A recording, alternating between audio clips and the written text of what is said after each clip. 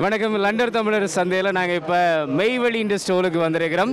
இங்கே நாங்கள் சாமனோட கதைக்கிறதுக்கு முதல்ல அங்கே இருக்க அந்த ஸ்க்ரீனை காட்டுங்க. அழகான ஆஹா, ஓகே, ஒரு டான்ஸ் ஒன்று போய் கொண்டிருக்கு நினைக்கிறேன். இது உங்களோட ப்ரொடக்ஷன் அப்படியா? இல்லை, மெய்வழியில் இது வந்து நாங்கள் உண்மையாக எங்களோட தொலைக்காட்சியால் லோக்கலாக இருக்கக்கூடிய எங்களுடைய கலைஞர்களை அவர்களுக்கான பிளாட்ஃபார்மை கொடுக்குறதுக்கு முக்கியமான நோக்கம். இது கவிதா லட்சுமி நோர்வேயிலிருந்து அவருடைய ஓன் தயாரிப்பை நாங்கள் மெய்வழிக்கு ஒரு தளமாக கொடுக்குறோம். இது மட்டும் இல்லை, எங்கள் இண்டிபெண்டன்ட் ஆர்டிஸ்ட் மற்றது இங்கே இருக்கக்கூடிய ஈழத்தமிழர்கள் தமிழ் மக்கள் செய்கிற உள்ளக தயாரிப்புகளுக்கான தளமாக மெய்வழியை நாங்கள் பாவிக்கிறோம். எங்களோட சொந்த தயாரிப்புகளும் இருக்குது. அவர்கள் தயாரித்ததை யூடியூப்களுக்கு தயாரிக்கிறத வந்து நாங்கள் ஒரு மெயின் ஸ்ட்ரீம் டிவிக்குள்ளால் கொடுக்கணுமென்ற ஒரு நோக்கம் காரணமாகவும் அதை செய்கிறோம். இல்லை, பார்க்குறார்கள் யோசிக்கலாம், இவர் ரெண்டு பேருக்கு தெரியாது, அப்போ இவர் கேள்வி கேட்குறாரு, அவர் பதில் சொல்கிறாருன்னு. எங்களுக்கு தெரிந்திருந்தாலும் இல்லை, நாங்கள் எந்த செட்டப்பாயும் எந்த இன்டர்வியூ செய்ததில்லை. அதனால் இப்போ எங்களுக்கு தெரிஞ்சிருந்தாலும் பார்க்குறவங்களுக்கு தெரியணுமென்றதுக்காக தான் இந்த கேள்வியை நாங்கள் முன்வைக்கிறோம். உண்மையில் மெய்வழி ஆரம்பிக்கின்ற வேளையில் மெய்வழியின் நாடக பயிலரங்கம் முதலாவது அந்த நிகழ்வு நான் தான் தொகுத்து அளிச்சிருந்தேன், ஞாபகம் இருக்குன்னு நினைக்கிறேன். அதுக்கு பிறகு இப்போ இவ்வளவு விஷயங்களை மெய்வழியில் பார்க்கும்போது உண்மையில சந்தோஷமாக இருக்குது. இந்த பயணம் எப்படி இருக்குது? இப்போ எப்படியான ஒரு ஸ்டேஜில் இருக்கிறீங்க? மெய்வழியின் இயக்குநர்கள் ஒருவராக என்ன மாதிரி உங்களுடைய மனநிலை இப்போ இருக்குது? இல்லை, உண்மையாகவே மகிழ்ச்சியாக இருக்குது. நாங்கள் ஆரம்பத்துக்கு இந்த இந்த இந்த இந்த ஒரு பெரிய சுமை இந்த பயணத்தை ஆரம்பிக்கக்குள்ள சரியான சங்கடங்கள் இருந்தது, சரியான இடைஞ்சல்கள் தடைகள் இருந்தது. ஆனால் நாங்கள் தொடர்ச்சியாக வேலை செய்ய வேண்டும் என்ற ஒரு நோக்கம் மட்டுமே எங்களுக்கு இருந்தது. இப்போ 6 வருஷம், இந்த வருஷம் எங்களாலே உணரக்கூடியதாக இருக்குது. இது வேறொரு தளத்துக்கு போகுதுன்றதை உணரக்கூடிய உண்மையாகவே மெய்வழி வந்து ஒரு தொலைக்காட்சியாக தொடங்க இல்லை, உங்களுக்கு தெரியும். அது ஒரு நாடக பயிலகமாக தொடங்கினது.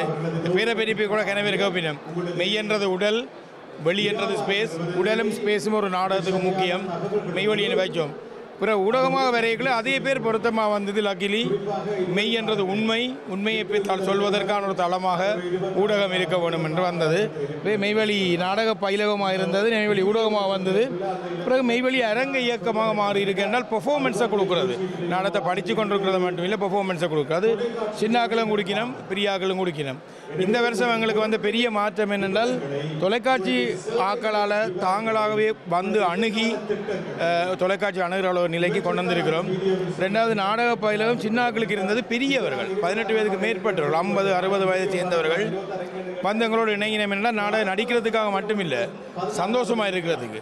எனக்கு ஒரு 60 வயது ஒருவர் எங்களுடைய பயிலகத்தில் படிக்கிறவர் எனக்கு போன வாரம் சொன்னது, ஏன் நீங்கள் நாடக பயிலகத்துக்கு வந்தீங்கன்னு என்னுடைய ஹார்ட் அட்டேக்கை கொஞ்சம் தள்ளி போட விரும்புகிறேன் என்று சொன்னார். மகிழ்ச்சியாக இருக்கிறதுக்கும் ஸ்ட்ரெஸ் ரிலீவ் பண்ணுறதுக்கும் நாடக கலைக்கு வருகிற ஆக்களை பார்த்தீங்கன்னா ரெண்டே கேள்வி தான் கேட்க போகிறேன். அது சுருக்கமாக உங்கள்கிட்ட இந்த பதில் கிடைக்க நினைக்கிறேன். ஒன்று, இதை தாண்டி ஒரு நாடக கலைஞராக உங்கள்கிட்ட இதை கேட்கணும்னு நினைக்கிறேன். இப்போ இங்கே பிரித்தானியாவை பொறுத்த வரைக்கும் இன்றைக்கு வரைக்கும் நாடக அரங்கங்கள் இருக்குது, பெரிய ஃபேமஸான நிறைய அரங்கங்கள் இங்கே இருக்குது. ஆனால் தமிழ் கம்யூனிட்டியை பொறுத்த வரைக்கும் இந்த நாடக உலகத்தில் இருந்து நாங்கள் கொஞ்சம் பின்னுக்கு போயிட்டோமா அல்லது அதை தள்ளி வச்சுட்டு போகிறோமான்ற இயக்கம் நாடகங்களில் பங்கு பற்றிய உங்களை போன்ற கலைஞர்கள் பல பேருக்கு நிறைய இருக்குது.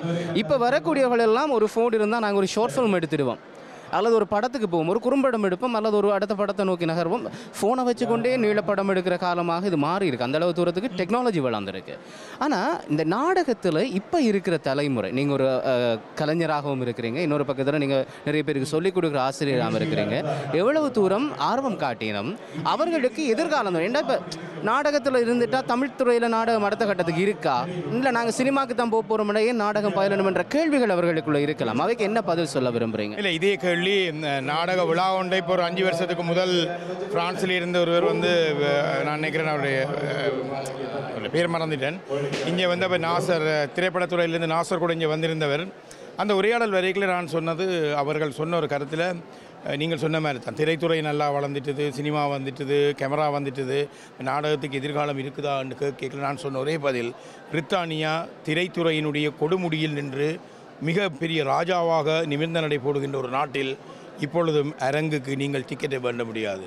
மாமாமியா லைன் கிங்குக்கு நீங்கள் 6 மாதம் காத்திருக்கணும் டிக்கெட்டை வேண்டுறதுக்கு. அப்போ தொழில்நுட்பத்தினுடைய வளர்ச்சி, அதனுடைய பிரமிப்பு நாடகத்தினுடைய நலிவுக்கு ஒரு காரணம் இல்லை.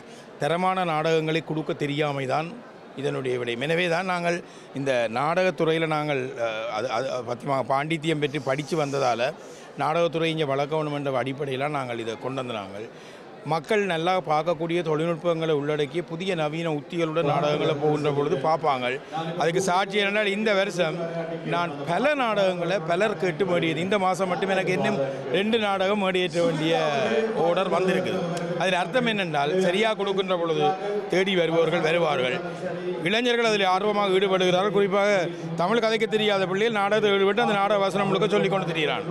அப்போ அவனுக்கு சரியான பதத்தோட சாப்பாட்டை கொடுத்தால் அவனை சாப்பிட்டு அடுத்த சந்ததிக்கும் சமைச்சு கொடுப்பான்னு நம்புறேன்.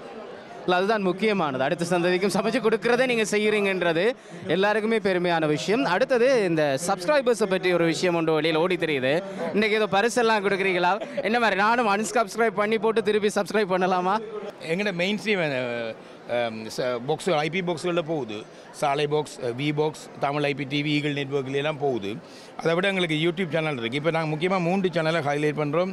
மெய்வழி டிவி இந்த மெயின் சேனல், மெய்வழி நியூஸ், மெய்வழி எக்கோ. இந்த 3ஐயும் இன்றைக்கும் நாளைக்கும் இங்கே சப்ஸ்கிரைப் பண்ணுறார்கள். அவர்களுடைய பேரையும் இலக்கத்தையும் எழுதி இந்த இதில் போடுவோம்.